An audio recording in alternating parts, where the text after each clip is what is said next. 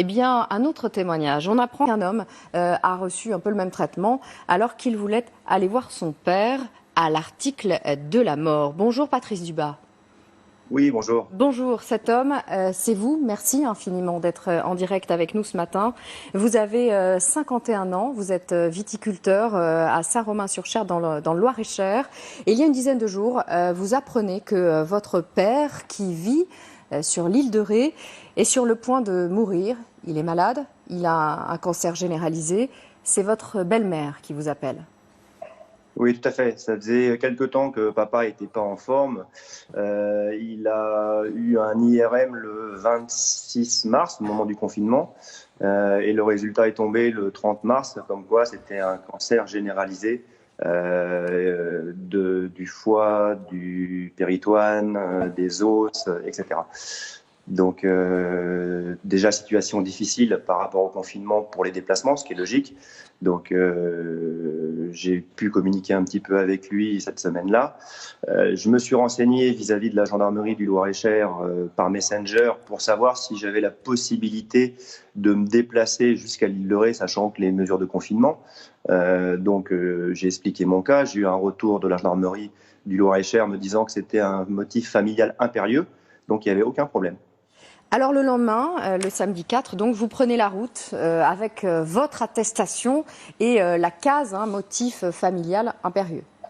Oui, tout à fait. Donc, je pars seul dans ma voiture, bien sûr, à 10 heures du matin. Je prends la route. Il faut compter à peu près 2h45 de Saint-Romain-sur-Cher pour aller sur l'île de Ré. Je roule tranquillement. Je sors à l'autoroute A10, la sortie numéro 33. Là, je tombe sur un premier contrôle de gendarmerie que j'accepte, bien sûr. Bien au contraire, il faut faire attention. Contrôle donc avec un adjudant, je lui présente le document derrière le pare-brise, ma carte d'identité, il me demande la raison du motif impérieux. Là, je lui réponds, mon père est en phase terminale d'un cancer, je veux aller le voir une dernière fois avant qu'il parte. Il me dit, bon courage, bonne route. Et alors Et je vous continue ma arrivez, route. Patrice, vous arrivez sur l'île. Et là, après avoir Voilà. passé le pont, il y a un amas de gendarmes. Oui, tout à fait. Il y avait, je pense, une quinzaine de gendarmes avec France 3, je pense, qui est en train de s'installer pour faire un reportage. Donc, ça, pas mal de gendarmes. Bon, moi, je me dis, ça va durer 30 secondes, comme le premier contrôle. Sauf que malheureusement, ça n'a pas duré 30 secondes. Je me fais contrôler par un maréchal des logis, donc un gendarme gradé, officier de police judiciaire, qui prend mon attestation et qui commence à me dire, non, vous n'avez pas à rentrer sur l'île, ce n'est pas justifiable. J'ai dit, attendez, mon père est malade, c'est un cancer généralisé, il va partir dans les prochains jours. J'ai eu la gendarmerie du Loir-et-Cher, je lui montre le Messenger, j'ai eu un contrôle sur l'autoroute A10. Non, vous ne rentrez pas, on ne va pas voir les anciens dans les EHPAD, donc vous n'allez pas voir votre père. J'ai dit, attendez, il n'est pas dans un EHPAD, il est en hospitalisation à domicile. Non, vous êtes amendable, vous n'allez pas le voir.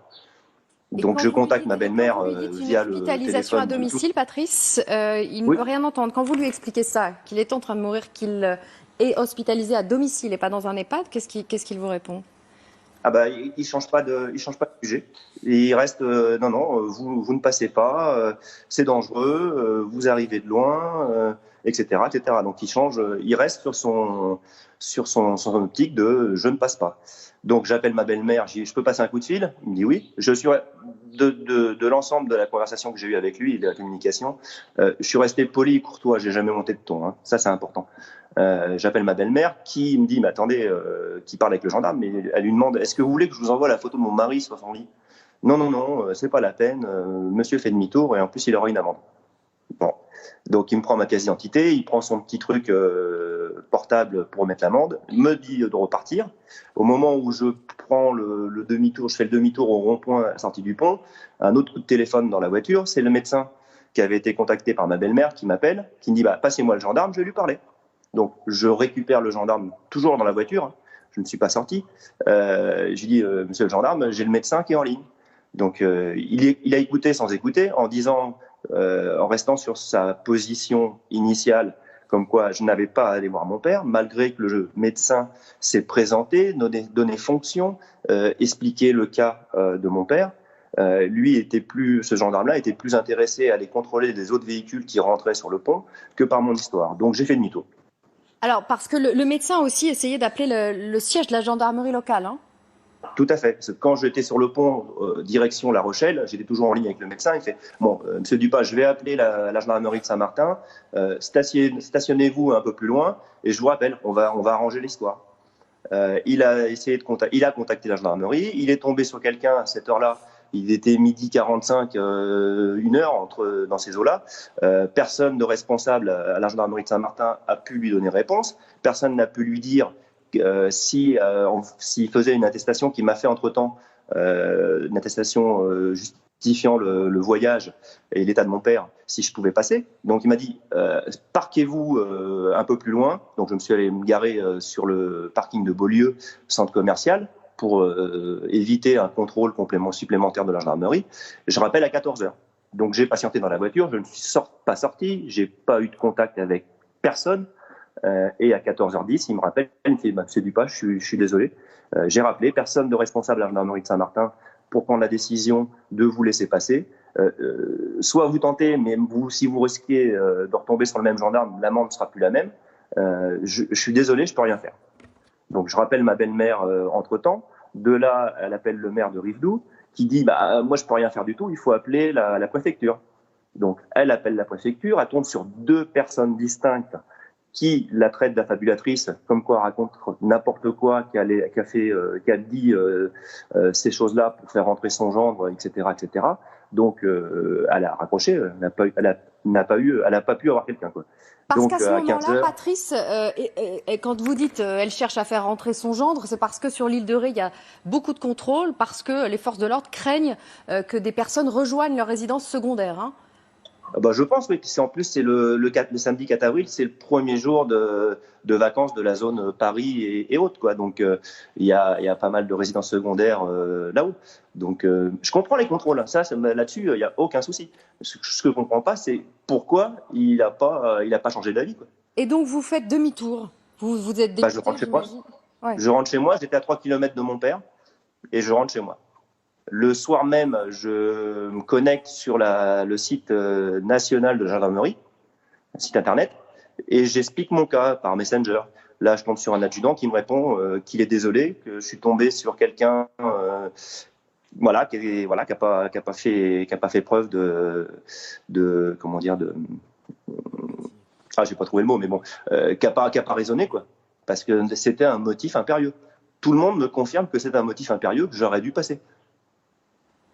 Et donc, quand vous arrivez chez vous, vous contactez effectivement la gendarmerie nationale qui vous dit que vous étiez dans votre bon droit. Vous faites un signalement aussi à la gendarmerie, hein.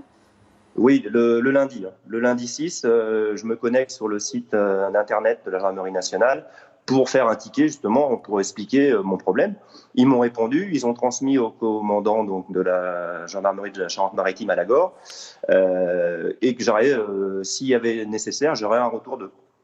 J'ai fait aussi un courrier en recommandé le lundi 6 au procureur de la République de La Rochelle pour expliquer ce qui s'est passé. Depuis, je n'ai pas de nouvelles, bien sûr. Mon père, son état de santé s'est énormément dégradé. Donc le dimanche 5 avril, le médecin et le médecin gérant l'HAD ont décidé de le sédater pour qu'il arrête de souffrir malgré la morphine qu'il avait intraveineuse. Donc il s'est endormi et il s'est endormi définitivement le mardi soir à 23h30. Il l'attendait, Donc le mercredi, évidemment, ouais, il attendait que vous veniez le voir. Patrice, votre belle-mère a pas osé au début lui dire ce qui s'était passé. Non. Elle lui a pas dit le samedi. Elle l'a réveillé dans un moment de lucidité le dimanche. Elle lui a dit que j'avais tenté de venir de venir et que malheureusement j'avais été refoulé. Et là, il a essayé de pleurer sans pouvoir avoir de larmes. Et après, il a convulsé, quoi. Donc vous n'avez pas pu voir votre père avant qu'il une dernière fois ne vous quitte. avant qu'il meure. Alors que j'avais le droit de le voir. C'était mon bon droit. C'était et tout le monde sur les réseaux avec qui j'ai communiqué ne comprennent pas. C'est aberrant. C'est un abus de droit, quoi. Qu'il y ait besoin d'une justification de passage écrite ou pas, mais je pense que le fait que ce gendarme ait le médecin qui lui dit ses fonctions, qui lui explique, c'est à ce moment-là que ce gendarme aurait dû changer d'avis. Aurait dû dire, ok, j'ai fait une boulette, allez-y, passez, l'amende vous la contestez et puis bon courage. Et c'était fini. Non, je suis tombé sur quelqu'un qui était borné, zélé et qui n'a pas voulu changer d'avis. Et c'est malheureux parce que à cause de ça, j'ai pas pu dire au revoir à mon père.